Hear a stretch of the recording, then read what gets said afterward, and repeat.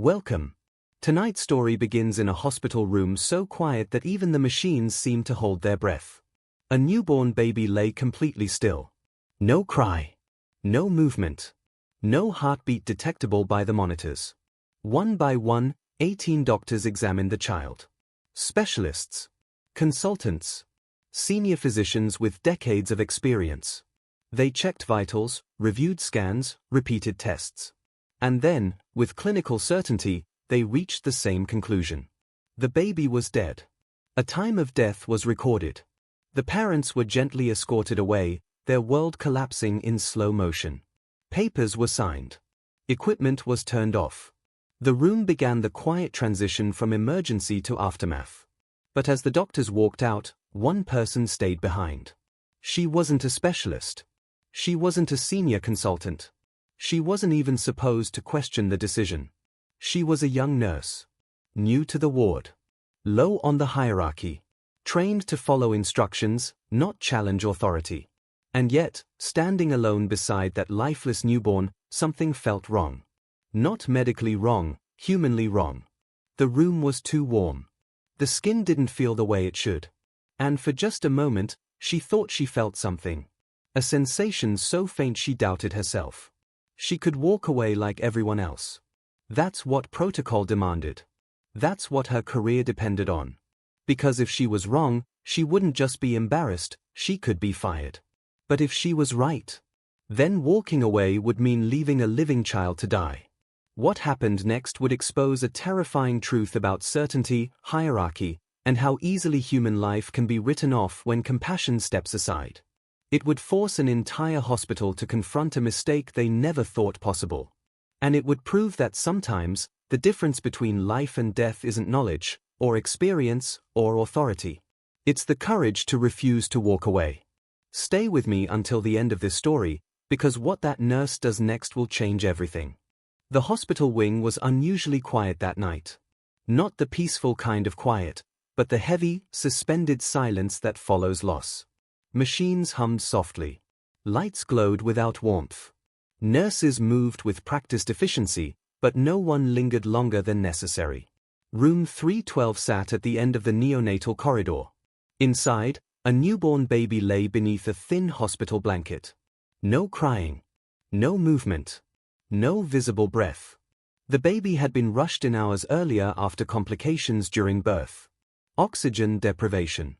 Weak vitals. Alarms screaming as doctors flooded the room. For a while, there was chaos, commands shouted, machines recalibrated, medications pushed in doses so precise they were measured in decimals. Then, the alarm stopped. The heart monitor flattened. A senior pediatrician checked the pulse. Nothing.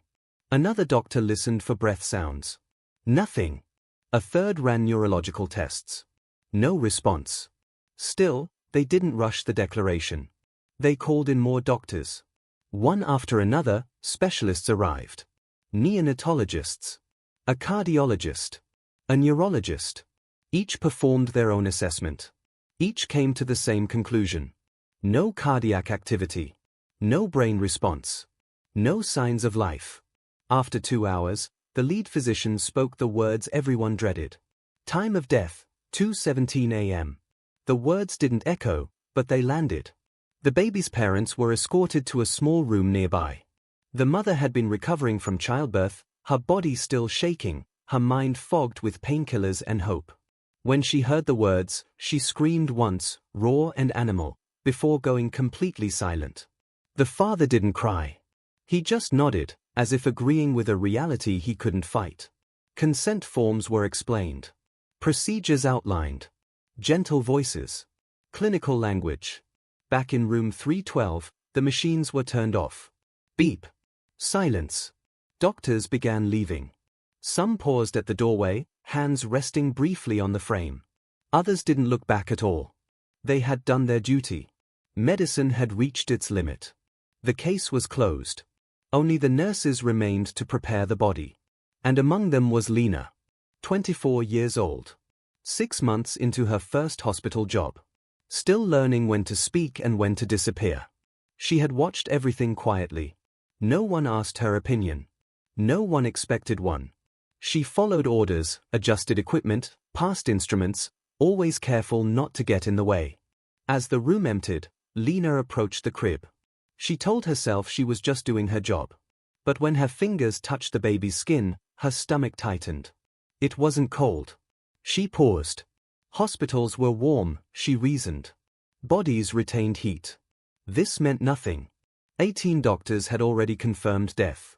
Still, something felt wrong. She rested 2 fingers lightly on the baby's chest.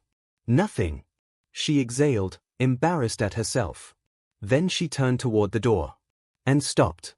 Lena stood frozen, her hands still hovering in the air. She didn't know why she hadn't left yet. She told herself it was habit, or nerves, or exhaustion. 12 hours on her feet could mess with anyone's perception. She took one more look at the baby. That's when she saw it. A twitch. So small it could have been imagined. Just a slight movement of the fingers beneath the blanket. Lena blinked hard, her heart pounding. "No," she whispered. "No, no." She leaned in closer, watching intently. Nothing happened. Her face burned with shame.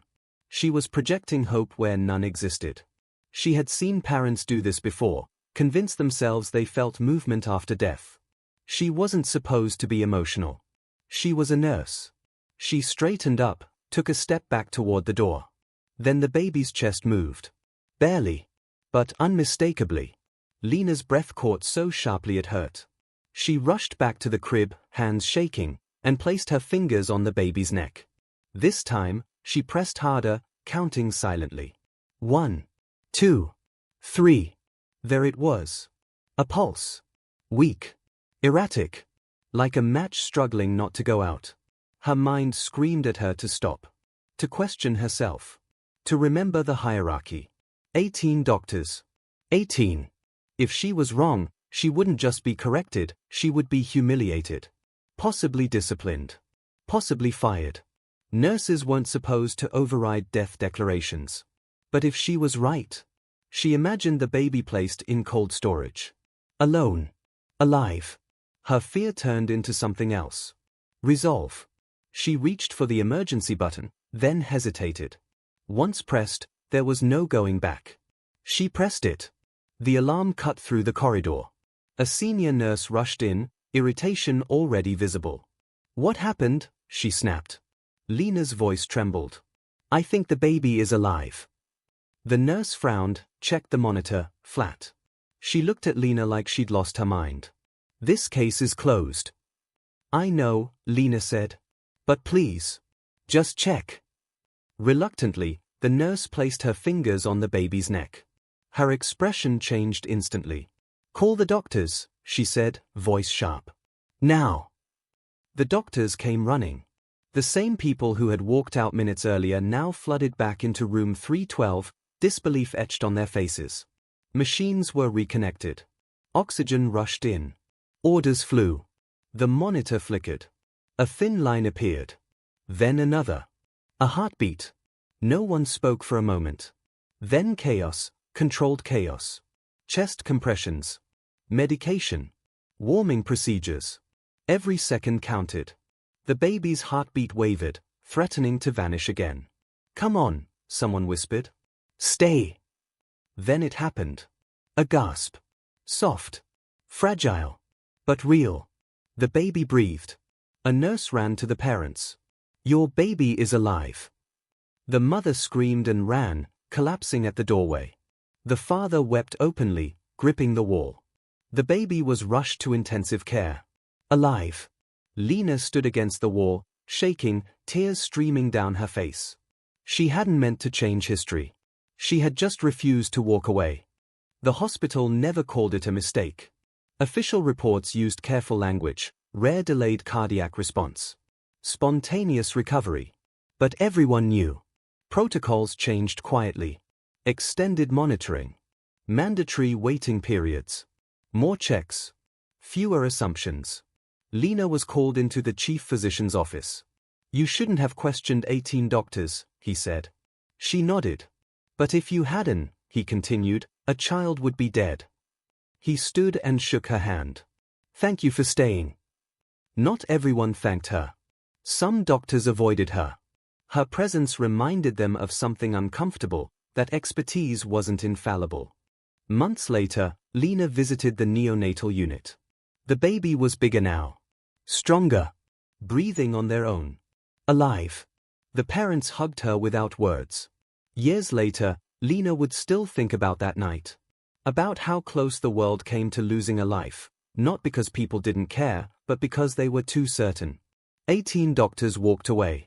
One nurse stayed. And sometimes, that's all it takes. If you're still here, subscribe. Because the stories we tell aren't about miracles. They're about courage in moments no one else is watching. And sometimes, staying is everything.